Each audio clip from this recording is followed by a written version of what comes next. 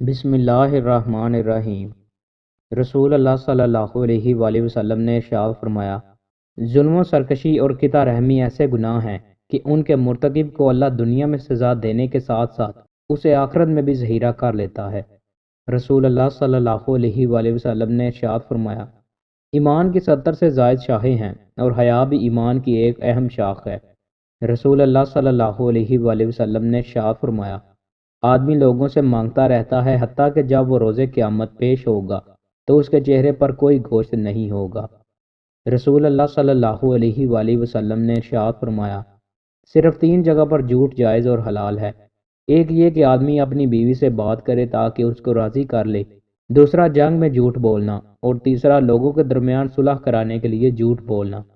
رسول اللہ صلی اللہ علیہ وآلہ وسلم نے ارشاد فرمایا، جس نے رمضان کے روزے رکھے پھر اس کے بعد شوال کے 6 روزے رکھے تو وہ پورے سال روزے رکھنے کے برابر ہوگا۔ رسول اللہ صلی اللہ علیہ وآلہ وسلم نے ارشاد فرمایا، مومن کی روح اپنے قرض کی وجہ سے معلق رہتی ہے حتیٰ کہ وہ قرض اس کی طرف سے ادا کر دیا جائے۔